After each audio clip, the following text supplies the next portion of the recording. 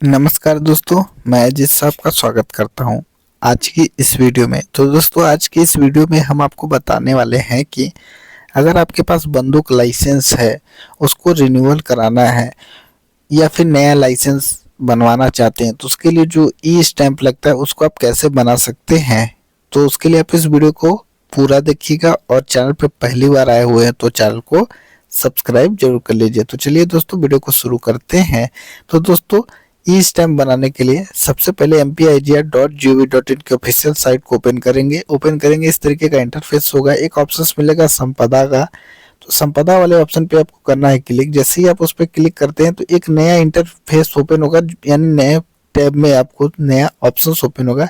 User name पूछा जाएगा, password पूछा जाएगा, यहाँ पे लैंग्वेज पूछा जाएगा, कैप्चा कोड, उसके बाद लॉगिन का ऑप्शन मिलेगा।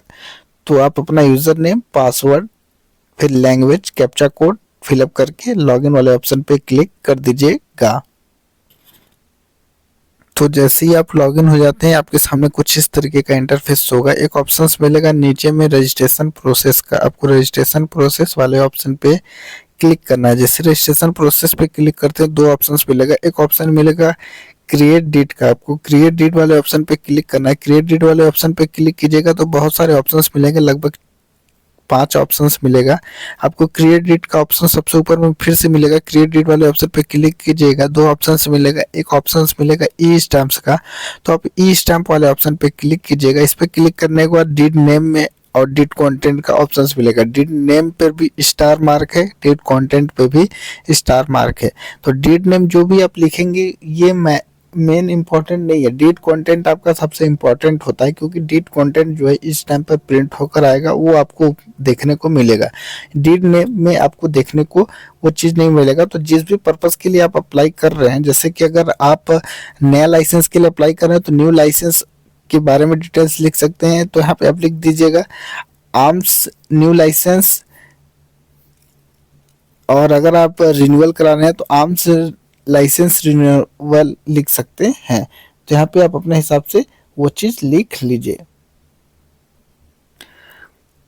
तो इस तरीके से लिख के फिनिश वाले ऑप्शन पे क्लिक कीजिएगा। फिनिश पे क्लिक करने के जैसे ही तो एक आपके सामने deed has been drafted successfully, deed ID is इतना इतना आपको सामने एक ऑप्शन मिलेगा। इसको आप कॉपी कर लीजिए, नोट कर लीजिए, जो भी आप करना चाहते हैं उसको नोट करके अब आपको करना क्या है, ई स्टैम्प्स वाले ऑप्शन पे क्लिक कीजिएगा। यहाँ पे non judicial, judicial, view, refund and deactivation का ऑप्शन मिलेगा। नॉन जुडिशियल पे फिर से क्लिक कीजिएगा, फिर नॉन जुडिशियल का एक बार और ऑप्शन मिलेगा, उस पर क्लिक कीजिएगा। अब आपके सामने कुछ इस तरीके का इंटरफेस होगा। क्रिएट न्यू एप्लीकेशन का एक ऑप्शन मिलेगा। क्रिएट न्यू एप्लीकेशन वाले ऑप्शन पे आपको क्लिक करना है। इस पे जैसे ही क्लिक करते हैं तो इस तरीके का ऑप्शन मिलेगा। डेट कैटेगरी का, डेट कैटेगरी में सेलेक्ट करने का ऑप्शन मिलेगा। आपको मिसक्लेनियस का जो सबसे नीचे वाला ऑप्शन है उस पर क्लिक कीजिएगा, फिर डेट टाइप वाले ऑप्शन पे आइएगा। यहाँ पे थोड़ा सा नीचे स्क्रॉल कीजिएगा, एक ऑप्शन मिलेगा लाइसेंस रिलेटिंग टू आर्म्स, इस पे क्लिक कीजिएगा। तो आर्म्स वाले ऑप्शन पे क्लिक करेंगे तो यहाँ पे देखिएगा इंस्ट्रूमेंट्स में आपको 4 ऑप्शन मिलेगा। Licence relating to revolvers and pistols. तो यहाँ पे ये जो पहला और दूसरा जो ऑप्शन है ये नया लाइसेंस इशू करने के लिए है, और यहाँ पे देखिएगा तीसरा और चौथा renewal of licence relating to revolvers and pistol, ये 2000 के यहाँ पे स्टैम्प निकलेगा। और नीचे वाला जो ऑप्शन है सबसे लास्ट वाला देखिएगा, renewal of licence relating to weapons other than revolvers and pistol. तो आप जैसे नीचे वाले ऑप्शन पे क्लिक कीजिएगा 1000 का है, और थर्ड वाला ऑप्शन करेंगे तो 2000 का है, और अगर आप सबसे पहला वाला ऑप्शन करेंगे तो 5000 का है, जिसमें रिवॉल्वर्स और जो पिस्टल्स होता है वो लाइसेंस लेने के लिए 5000 का स्टैंप की आवश्यकता पड़ेगी। उसके बाद दूसरा वाला करेंगे तो उसमें भी 2000 का है। तो नीचे वाले ऑप्शन को जैसे ही आप सेलेक्ट करते हैं तो 1000 रुपीज़ का आएगा। नेक्स्ट पे क्लिक कीजिएगा। यहाँ पे आपके सामने इस तरीके का एक फॉर्म मिलेगा डीड आईडी में। सबसे पहले आपको डीड आईडी जो आपने पहले बनाया है वो डीड नंबर यहाँ पे लिख के वैलिडेट करके कंज्यूम कर दीजिएगा। तो जैसे ही इस तरीके से डीड आईडी पेस्ट करके या फिर लिखने के बाद वैलिडेट वाले ऑप्शन पे क्लिक कीजिएगा। यहाँ पे कंज्यूम करने का ऑप्शन मिलेगा, व्यू डेट का ऑप्शन मिलेगा। आप देख भी सकते हैं एक बार कंज्यूम करने के बाद वो चीज़ सेट हो जाता है। तो उसको आप फिर से कुछ नहीं कर सकता। तो कंज्यूम पे करने के बाद ये डीड आईडी डायरेक्ट वहाँ पे व्यू करने का डायरेक्ट एक ऑप्शंस आपको देखने को मिल जाएगा इस तरीके से। अब आपको ब्रीफ डिस्क्रिप्शन ऑफ डॉक्यूमेंट्स में लिखना क्या है, अगर रिन्यूअल है तो रिन्यूअल ऑफ लाइसेंस लिख सकते हैं, brief description of document E stamp purpose दोनों में, तो आप यहाँ पे लिख लीजिए। उसके बाद पार्टी फर्स्ट में एप्लीकेंट का नाम लिखना है, तो एप्लीकेंट वाले ऑप्शन पे इंडिविजुअल ऑब्लिक गवर्नमेंट ऑर्गेनाइजेशन का ऑप्शन पे लेगा। इंडिविजुअल में आपको अपनी व्यक्तिगत जानकारी जैसे नाम, पिता का नाम, date of birth, residential address, उसके बाद mobile number, postal pin code ये लिखना है। ऑर्गेनाइजेशन यानी किसी फर्म के नाम लाइसेंस ले रहे हैं या फिर किसी फर्म के नाम पे लाइसेंस पहले से है उसको रिन्यूअल करा रहे हैं, तो उस पे फर्म की डिटेल्स आप लिख सकते हैं। तो इंडिविजुअल पे आप क्लिक कीजिएगा, इस तरीके का इंटरफेस होगा। First name, middle name, last name, gender, date of birth, father, guardian, spouse name लिखना है। फिर उसके बाद डिस्ट्रिक्ट, फिर address, postal code, mobile number, photo ID proof में आपको Aadhaar, bank, driving, election, PAN, passport ये मिल जाएगा। आप अपने हिसाब से सेलेक्ट कर लीजिए। आईडी नंबर, फिर नंबर ऑफ पर्सन्स में 1 लिख दीजिएगा।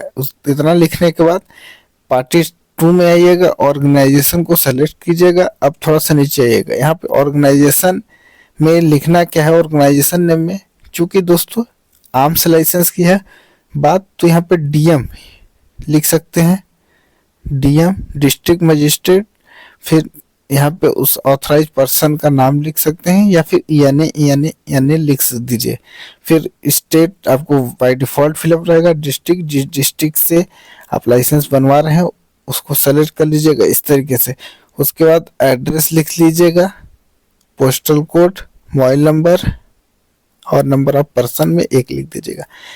तो सेकंड वाले में ऑर्गेनाइजेशन में डीएम या डिस्ट्रिक्ट मजिस्ट्रेट, फिर यहाँ पे लिख दीजिएगा एड्रेस जो भी डिस्ट्रिक्ट मजिस्ट्रेट ऑफिस होगी उसकी, और फर्स्ट वाले में इंडिविजुअल व्यक्ति की डिटेल्स लिख लीजिएगा। जैसे ही इतना डिटेल्स फिलअप करके आप सेव करते हैं तो सेव करने के बाद आपके सामने 2 ऑप्शंस मिलेगा। पहला ऑप्शन है पे नाउ पे लेटर्स का, तो आप पे नाउ वाले ऑप्शन पे क्लिक करते हैं अगर, तो आपके सामने कुछ इस तरीके का एक जो वार्निंग मिलेगा, इसको आप पढ़ लीजिएगा, फिर ओके कर दीजिएगा। आप 2 बार ओके करने के बाद आपको पेमेंट इंफॉर्मेशन का ऑप्शन मिलेगा, ऑनलाइन, चालान, क्रेडिट लिमिट। तो ऑनलाइन से आप net banking, credit card, debit card, UPI जिस भी मोड से पेमेंट करना चाहते हो उससे पेमेंट कर सकते हैं। चालान के बारे में यहाँ पे आपको नोट करके एक ऑप्शन मिलेगा, इसमें लिखा हुआ मिल जाएगा कि आपको चालान कैसे पेमेंट करना है। और क्रेडिट वाला ऑप्शन जो है इसमें जो जिनके पास लाइसेंस है इस पोर्टल का उनको एक क्रेडिट लिमिट मिलती है जिसमें आपको पेमेंट डिपॉजिट करना होता है पहले, उसके बाद उसका यूज करना होता है। तो आप इसको पेमेंट कर लीजिए। पेमेंट करने के बाद आपको नीचे में प्रिंट एंड कैंसिल का ऑप्शन मिलेगा, तो आप इसको प्रिंट लेके अपने फॉर्म के साथ सबमिट करके जमा कर सकते हैं।